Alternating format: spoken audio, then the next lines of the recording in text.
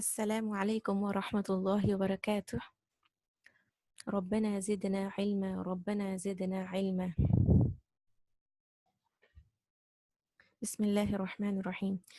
Last class we completed this till here, in lesson 1, introduction to Arabic grammar, the Arabic word over here, pre-grammar review, and we started with al-kalima.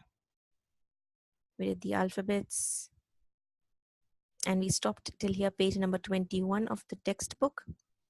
Please note PDF numbers may slightly be different, so when I refer, I'll be referring to the textbook page numbers. This was the topic on tashkil. And the Arabic word kalima, al-kalima, is what we'll be doing for today.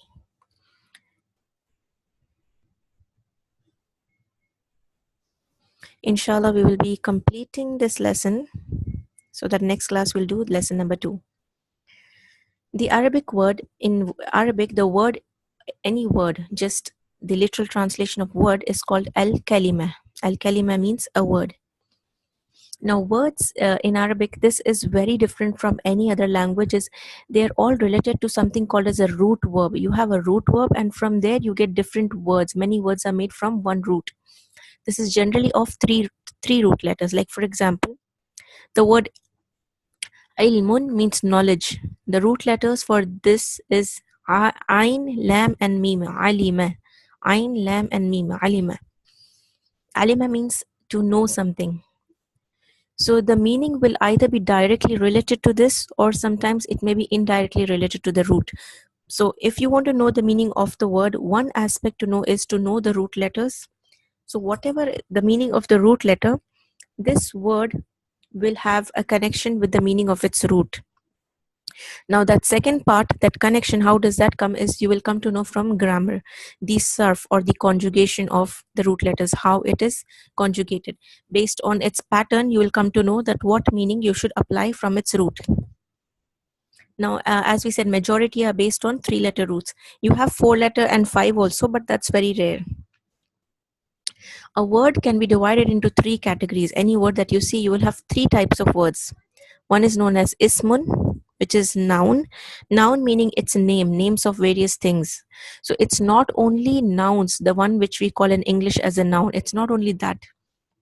Like, for example, in English, you have something called as beautiful, big, good, bad. Those are all adjectives. So adjectives are separate from nouns in English, but in Arabic, those are also names. They are names of attributes, names of descriptions. So that is also under ism. So that's how this is different from the English noun. Then you have something called as fi'lun. Fi'lun means it's like an action word. So it's same as the English verb. And the rest is harfun, which are particles which connect these two to give it meaning.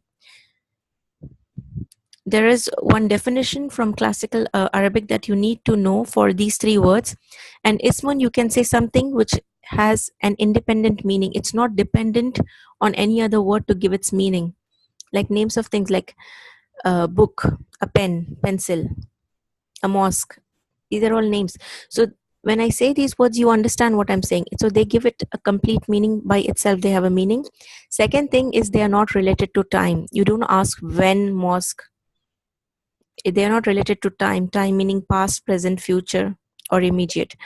So that is what is ism. So based on these 2 contexts, you will define all the 3 words. Fi'lun will be something that does not have a complete meaning, like is writing. You only come to know is writing, but what is writing, what, or who is writing? It's something incomplete. So fi'lun is incomplete. I mean, it does not have a complete meaning by itself.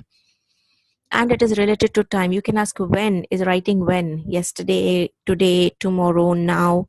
So is writing with the word conjugation itself, you come to know that this is something that is happening right now, is writing. But it is related to time. Fi'lun is related to time. Whereas harfun, it does not have any of the things. It's neither related to time nor it has a meaning of its own.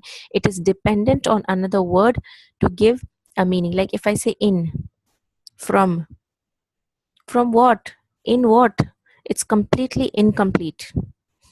You don't have a meaning by itself. That is what is harfun. Now ismun, this over here, is just broad categories or definition what all is there in these three, and then from then on we'll be doing all these three words in detail, very detailed. That is when you will start understanding the language of Arabic, inshallah ta'ala. So al-ismun, al-ismu, this is noun, the Arabic noun. It has various words called as noun, pronoun, adjective, but it does not have any verb which is related to past, present, or time. But if the verb is in the noun form, like for example, her writing is very beautiful. Your writing is not an action, it's the noun form of writing. So those verbal nouns are also under nouns or ismun. I'll give you a list of 7 items which is not written here. It will be easier for you to remember what ismun has. So take note of these 7 things in your notebook. Noun or al-ismu, a noun meaning, whenever I say noun, it is now the Arabic noun. So that is why slowly I will shift to the Arabic word ism so that you will be able to understand what I'm referring to. Ismun is the names of 7 things: person, place, thing, idea, adjective, adverb, and more. We will see what that more is later on, inshallah. There's something connected to this, but inshallah later on. Other than this, if this is from the meaning wise, how you can note meaning wise, I told you the definition that it has a meaning of its own, not related to time, and it can be of these 7 categories. But even apart from this, even if you don't know the meaning, there are few things which are applicable only and only and only to nouns. So what are those? Let us see those. You'll have to know 3 things from those, which is a tanween. And a tanween can come only at the end of a word. If a word has tanween, it can only be an ism, because actions fi'lun and harfun don't have tanween. Tanween is what we did in the previous lesson. That's 2 fatha, 2 dhamma, or 2 kasrah. The other thing is ta marbuta. Ta marbuta is this, the closed ta. I'll zoom in if you want here. This is called a ta marbuta. The open ta tied up, which this again we have done before. So ta marbuta also comes at the end of words, and it will come only at the end of an ism. So if you see a word with this closed ta, you can know that the word ends here and that word is an ism. The other thing is alif lam al. Al always comes at the beginning. Al means the, a general meaning is the. So this will always come at the beginning of the word, and if any word has this al, then that means that is an ism. There is another thing which is there, and it is mentioned here, which you may not understand now, but when we do sarf, inshallah, it will be more clear, but still I'll mention it for completion of this topic, is that most words that begin with the alphabet meme, they are also ism, like Muslim, mu'min, miswak, miftah. Miftah means keys. Muslim, mu'min, you already know. Mushrik. So the words that begin with meme, even with ma, masjid. So we did mu, Muslim, mu'min, mushrik, then mi, miswak, miftah. So mu, ma, and with, sorry, mu, me for miswak, miftah, and with ma, masjidun. So any haraka you put on meme, fatha, kasra, or dhamma, you will get words with meme, they are all ismun. There is a small thing that I will mention here. Anything that has a kasra, meme kasra, it's a utensil or a tool that is used for doing that action. Like miftah, the root is fataha. Fataha means to open. If I add meme with a kasra, miftah, that means that is a tool that is used to open, because fataha means to open. So a tool that is used to open, what do you use for opening? Keys. So miftah means keys. Same way, ma. Mim fatha ma means a place of doing that action. Like masjidun, the root letter is sin, jim, dal. Sajada. Sajada means to do sajda. So a place for doing sajda is a masjidun. Masjidun is a mosque. Place for doing sajda. So that's mim kasra mim fatha ma, and mim dhamma mu. Mu is someone who possesses the qualities of that action. Like for example, sharika. Sharika means to do shirk. Mushrik. Mu is the person who does shirk, a mushrik. Okay, now here there's something. Now while we'll be doing grammar, we'll be doing certain ayat of the Quran. Wherever the name of Allah subhanahu wa ta'ala comes, we will not say, because here we are talking about words now. This word is this word is that, this word has this word has that. We will not say the word Allah, because it's not proper respect giving to Allah subhanahu wa ta'ala. We cannot say the name Allah, though. We will not say the word Allah. Instead of saying the word Allah, we will say the grand word in Arabic, which is lafzul jalalah. Out of giving respect to the name of Allah subhanahu wa ta'ala, we will always refer lafzul jalalah. Then here there is something mentioned about the plurals. This we will do when we do the topic on isms in detail. If you want, I will just mention it here. For ism, when you have plural isms, there are many places where you don't have a set pattern of plurals. Like in English, you have a general rule of just add an s and it becomes a plural. Same way in in Arabic also you have a general rule, but there are many which don't follow that rule. They're out of that rule. So those are known as broken plurals. These broken plurals, how do you study them is you have to learn the plural, you have to memorize a plural along with the single form of the word. So when you do the word, the single word and its meaning, you have to do the plural also alongside. So this we will do from the 80% vocabulary book, and also at the end of this book as well, there are certain words mentioned with the single and the plural. Then the next category is fi'lun. A word can either be an ismun or second one, fi'lun. So fi'lun is an action. It's a verb. Specifically, it denotes an action and to a specific time period. Past, present, future. Again, here, please note down in your notebook one more thing, which is immediate. Because in Arabic, present and future, these both have the same word. Like in English, we have is killing is present, or will kill is future. But in Arabic, for is killing and will kill, there is only one word which denotes both present and future. There is another extra one which is immediate. It is there in English as well, but it's not as a separate category. Like English, the basic tenses are just past, present, future, whereas in Arabic, the basic tenses are immediate, which is right now, past, something that happened, and future, present and future. Because present and future, why they have the same? Like right now we are in present, but now, for example, as I'm speaking, I'm entering into the future. So present and future is the same word.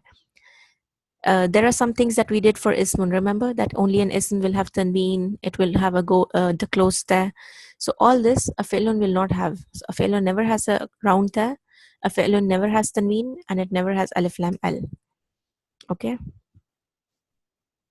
Then from verbs you can make many nouns which are from that root. Like for example, when we did writing, her writing is very beautiful.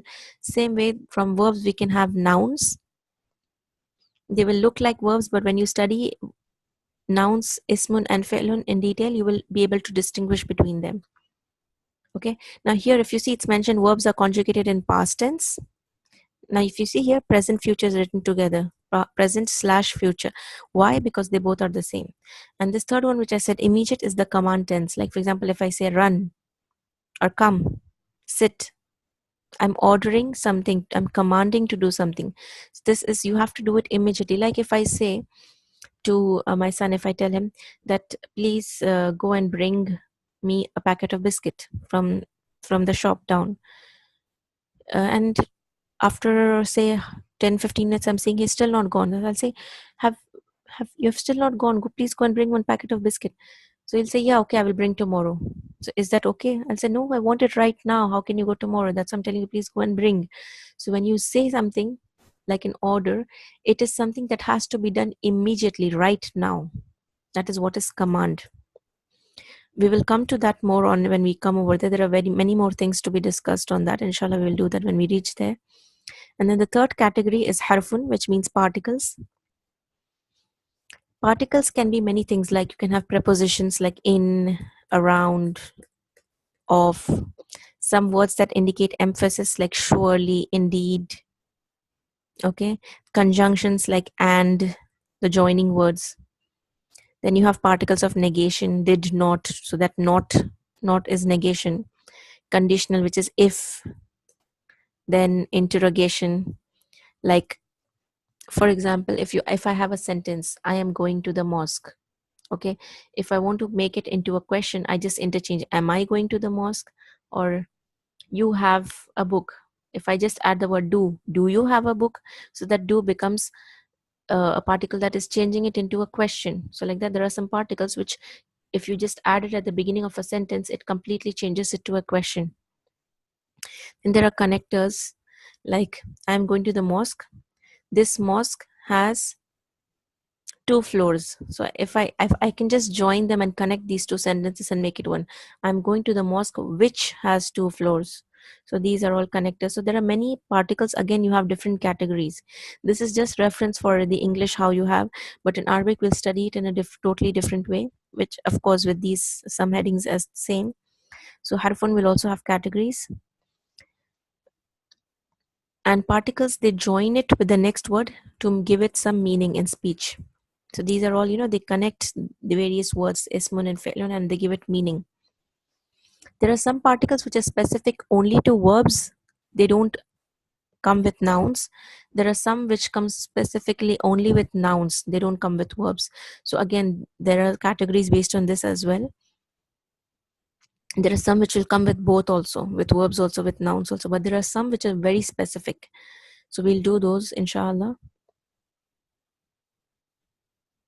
Now, particles can be a single letter as well. Like, for example, if you see here, lam kasra li. Li means for someone. When you bring something for someone, it even means with. It depends on the context and the verb also with which it is used. So based on that, the meaning will change. Now, you can have a 1-letter harf or a 2-letter, like min means from. It's 2 letters. Then you have ila, 3 letters, hamza, lam, ya. Ila is 2 or 2 words. Ala, on or upon. Ain, lam, ya, 3 letters. So you can have a single letter harf, 2-letter harf, or 3-letter harf. Usually it's just these three, 1, 2, or 3-letter harfs. And one more thing, particle will always come before the word that it links to. Particle does not come after. Whenever you have a particle, it has a connection with the word that comes after it. So there is a particle, and after that you have a word, and that's where it is connecting. It doesn't connect to the word before. It will, yes, meaning wise link to the previous one, but it is impacting or affecting or is coming together with the word that comes after it. Now, in particles, basic categories are based on this, that it has a change in inflection. What is inflection is what we will see now. It does some changes on the next word that comes after. It causes some changes on the word. So based on what changes it makes, there are categories. And in this volume 1, what harf categories are going to be covered are based on these only, the ones which have an impact. Other than that, which do not have an impact, also there are many harfs. Those are all in volume 2 on the advanced grammar. Now, in this first volume, which we'll be doing, which have an impact, some have an impact on nouns, some have an impact on verbs. So that's how they're divided. And sometimes just a single particle can have many different functions. And the most common for that is lam. Lam, fatha, lam, kasra, lam, sukoon, and all many functions it has. Like lam fatha itself has many functions. Whereas what we are going to focus in this volume is just those that are going to cause a change in the i'rab, which is this inflection means i'rab. So when it causes a change in the i'rab, we'll see what i'rab is in a short while. They are called as huruf amila. Amil means work. Amal means work, any work. So huruf al-amil means the harf that they have a job, they have some work to do, which is they cause a change in the i'rab. They do some action, some work. Whereas the ones which don't cause any change are known as huruf ghayru amil, which is there in the next volume. We will just cover this one now, 4 characteristics in short, and we will stop at this part.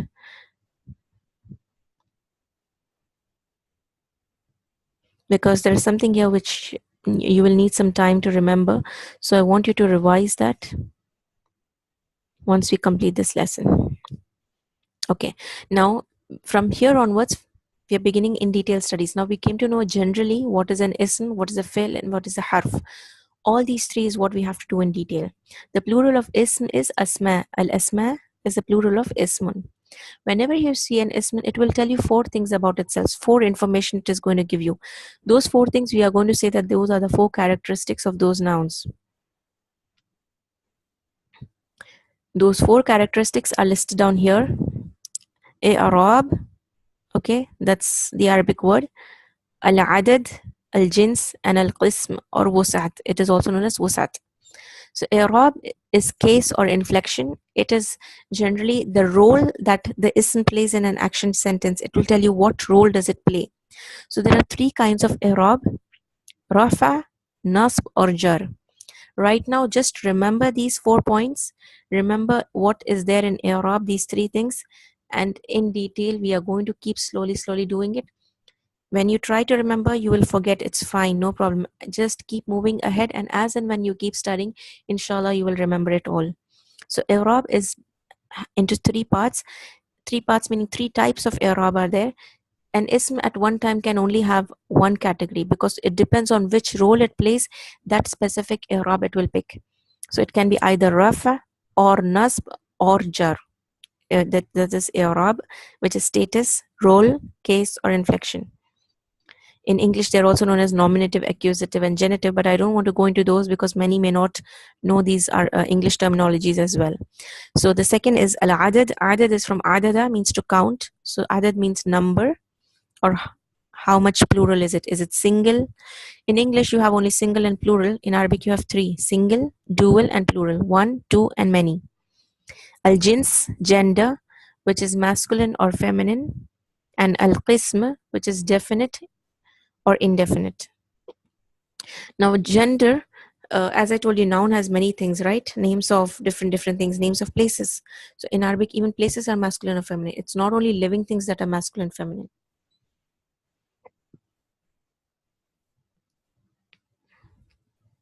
Now, these four characteristics are there only for nouns. It's not for fi'lun, it's not for harfun. It's only and only for ismun. For harf and for fi'l, there are different categories that are going to be done. Because you have ism, you have fi'l, and you have harf. These four characteristics apply only for ismun. What is to be done, studied for fi'lun and harfun, we will do when we reach there. From now, for a couple more lessons, you are only and only going to do study ism. Now, what is an i'rab? I'rab means it shows you the role, the grammatical role that it plays in that action sentence. When a word is a subject, when it is a doer of the action, then its i'rab is rafa. When it is the object of the action, then the status is nasb. And when it is not in relation to any action, it is associated with a preposition like in the bag, or if it is in position like book of Allah, the of is position. So for these two cases, it will be in the i'rab of jar. So we in general now know what rafa, nasb, and jar is, but how do I identify? How do I know that is it rafa, is it nasb, or is it jar? Because once I identify what status or what i'rab it has, I will come to know what is the role. How do I translate it? So how do you identify this? This you will be able to identify by looking at the ending vowel of the noun. Ending vowel will tell you what is the i'rab. And the vowel is haraka, the last haraka, which is the last alphabet's haraka. But it's not only the haraka, it's even some endings that you need to see. There is a set combination of alphabets and harakat. Those, if you find at the end of the word, you can identify what i'rab it is in. Now here, you have been given details, not details, in summary, the types of i'rabs, which is rafa, nasb, jar. There are three types. And here there are some things mentioned on point 3, which we will not go into the details right now. Out of that, we will be just doing a few of them. So let's see what they are. Rafa means in an action sentence, if you have the subject, or like Ahmed hit Muhammad. So who is doing the action? Ahmed. So Ahmed will be in a state of rafa. So whoever is the subject in the sentence, okay, that is going to be in rafa. The second point you can leave out for now, because we will come to that when we do sentences. There is something called as a nominal sentence, in that the subject as well as predicate both are in rafas. It's okay if you don't remember, it's fine, you can leave that out. Apart from being the doer of the action, there are 7 other places, so total 8 reasons are there when a noun can be in rafa. So some of them we will do in this volume, the others which are there in volume 2. The second is nasb, which is the object in an action sentence. Like in the same sentence, Ahmed hit Muhammad. Muhammad is the object, the one who is receiving that action. So that word, that is Muhammad, will be in nasb. There is another reason, again, this we will be doing when we do harf inna and its sisters. Inna wa akhawatiha, inna and its sisters. When an ism comes with these particles, then they become in nasb status. So that's fine, we will do those later. And even adverbs when they come as maf'ul. Maf'ul again means object. Okay, so we will come to that, no problem. And then in total, in for a word to be in rafa, there are how many conditions? We said 8, but for nasb there are even more. There are 12 conditions where a noun can be in nasb. Again, we will do some in this volume, some are in volume 2. For jar, there are only 2 reasons why ism will be in jar, and they both are mentioned here. If it is after a harf of jar, which is prepositions, if it comes after a preposition, or if it comes after the word of. This is known as an idafa construction.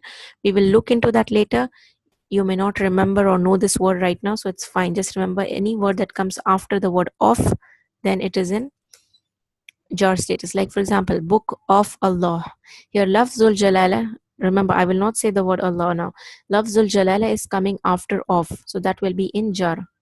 So there are only these 2 conditions when a noun will be in jar. Now what I will give you as homework is reading this page number 25 and this next one, page number 26. Just these 2 pages read for the next class. We will cover inshallah more than these 2 pages in the next class, but I will stop here. Just what I need you to do is basically this part, look very well and remember, because this is the base of understanding rafa, nasb and jar.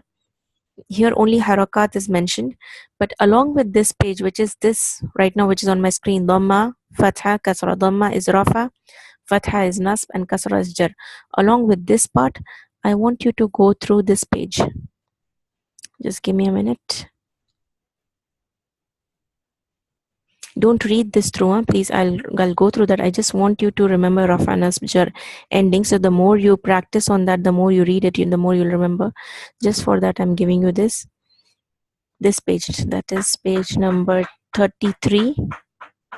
Page number 33, this one. How to distinguish the 3 different i'rab. Rafa, nasb or jar. Dhamma, fatha, kasra, as well as these endings. This one. So this whole page, page number 33, will help you identify a word, whether it's rafa, nasb or jar, and we will do some exercises after that, inshallah. So I will end the session here. If you have any questions, you can message in the group itself. Wa alaikum assalam wa rahmatullahi wa barakatuh.